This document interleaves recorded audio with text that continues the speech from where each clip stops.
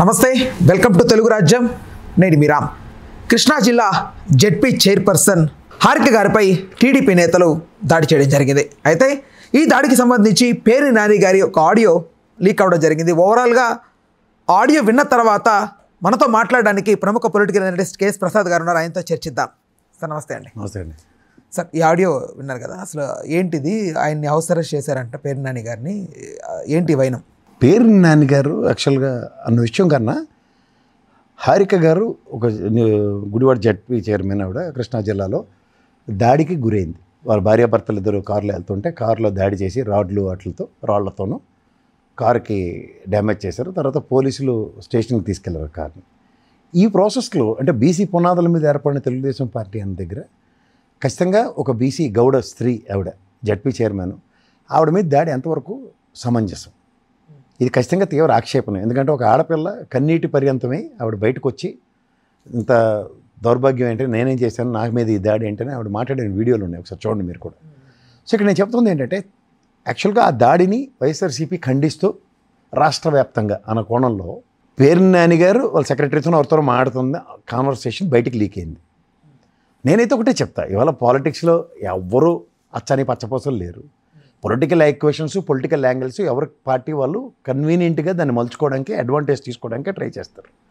So దీంట్లో ఆయన కొల్లు రవీంద్ర గారితో కాంట్రవర్సీ ఉన్నది పేర్ని నాని గారికి ఈ మధ్య ఖచ్చితంగా నిన్న 2 డెవలప్మెంట్స్ చూసుకుంటే, ఇప్పుడు బొజ్జల గోపాలకృష్ణ రెడ్డి గారి అబ్బాయి బొజ్జల సుధీర్ రెడ్డి గారి ఆధ్వర్యంలో ఆ నియోజకవర్గంలో జనసేన తెలుగుదేశం ఫ్రిక్షను మర్డరు, ఇక్కడ ఈ రీసెంట్ పాస్ట్లో ఈ ఆడియో వీడియో లీక్ అవ్వడం, అది ఆయన ఇంట్లో మాట్లాడుతున్న కాన్వర్సేషన్. అంటే భయంకరంగా పీపుల్ ఆర్ బీన్ డిప్లాయిడ్.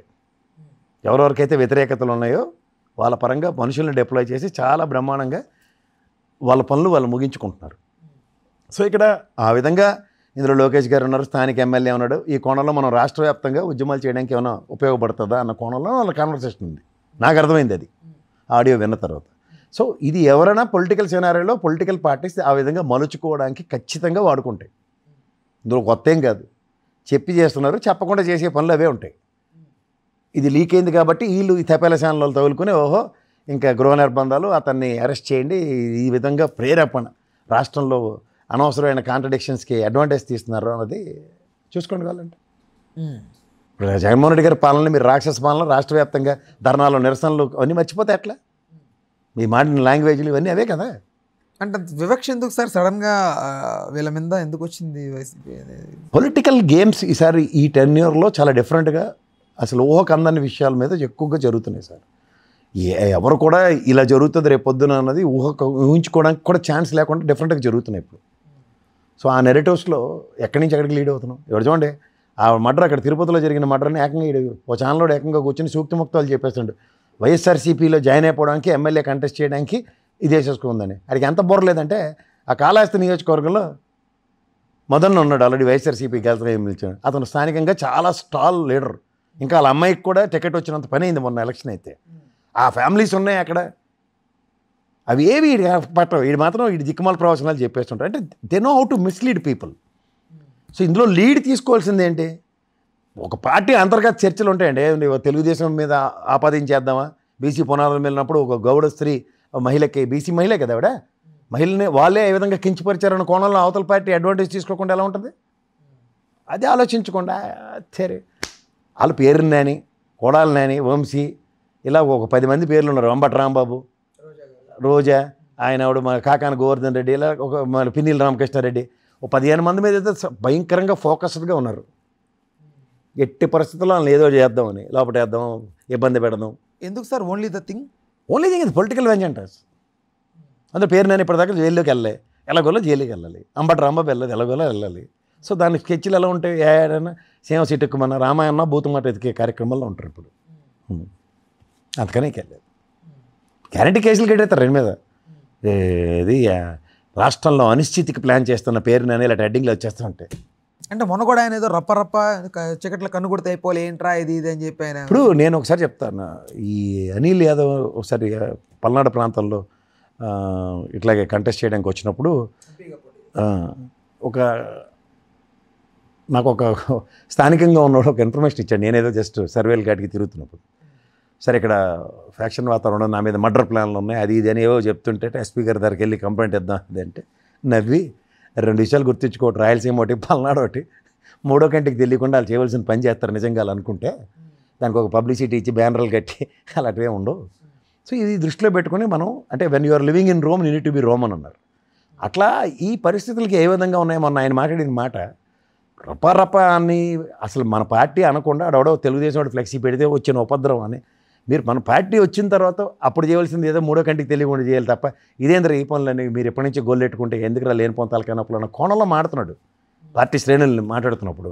అవే మా అర్థం చేసుకోకుండా రపరప అంటే కన్ను కొట్టి చేయాలి 3వ కంటికి తెలియకుండా. మరి బాలకృష్ణ ఎంత బ్రూటల్గా కొన్ని మాటలు మాట్లాడు స్టేజ్ మీద, అవి ఏవి మీకు అవి వినసొంపుకుంటాయా? అమరావతి రాజధాని ఒక జర్నలిస్ట్ ఒక అన్న పదానికి పరమార్థాలు తీసి ఒక సీనియర్ జర్నలిస్ట్ని జైల్లో పెట్టేదాకా నిద్రపోనప్పుడు ఇదే మోడరేటర్, అది జర్నలిస్ట్ కూడా కాదు, సినిమా వాళ్ళని లంబూతులు మాట్లాడాడు. ఏమైంది? జరుగుబాటు జరుగుతుంది కాబట్టి వీళ్ళకి జరిపించేసుకుంటున్నారు.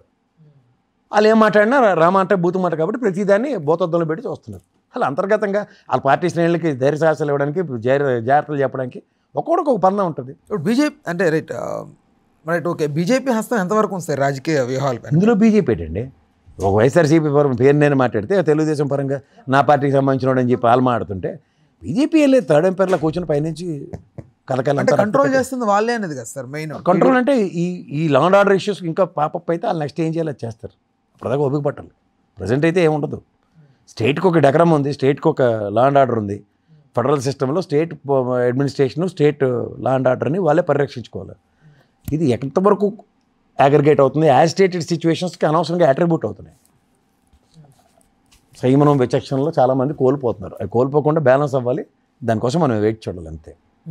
ఇప్పుడు బీసీ సామాజిక వర్గం ఇప్పుడు ఎలా ఈ విషయాన్ని చూస్తుంది అంటే ఆవిడ వైసీపీ ఆవిడ కాబట్టి టీడీపీలో ఉన్న బీసీ వర్గం అంతా కూడా దానికి ఆమోదం వ్యక్తం చేస్తారా, లేకపోతే ఎక్కడున్నా కూడా బీసీ సామాజిక వర్గంలో మా అమ్మాయి కదా అని అట్లా ఏదైనా తీసుకుంటారా? తీసుకోవాలి, అసలు స్టేట్ వైడ్ తీసుకోవాల్సిన పని అది. కానీ ఇక్కడ జరుగుతున్న గౌరవం ఏంటంటే ఈ సంవత్సరం టెన్యూర్లో మన పిఠాపురంలో చూడండి, నగర బహిష్కరణలు అవన్నీ చేసిన ఎస్సీ ఎస్టీ సామాజిక వర్గం నుంచి స్టేట్ వైడ్ ఎస్సీ ఎస్టీ సామాజిక వర్గాలు అందరూ ఎక్కడ ఓన్ చేసుకున్నారు, అలా బీసీ అందరూ ఎక్కడ ఓన్ చేసుకుంటారు. అందుకే వైఎస్ఆర్సీపీ తరపున అన్న కాన్సెప్ట్లో డ్రైవ్ అవుతుంది.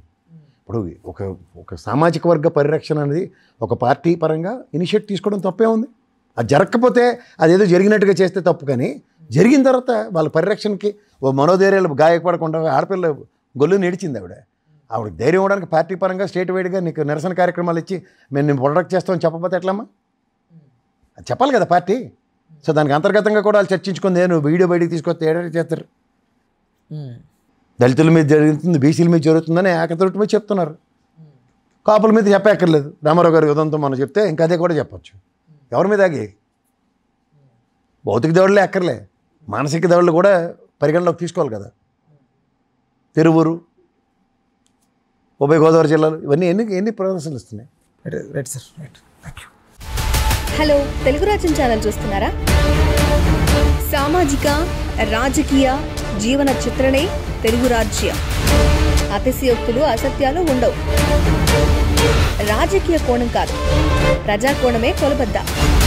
తెలుగు రాజ్యం వీక్షణ మీ ఉత్తమ అభిరుచికి నిదర్శనం.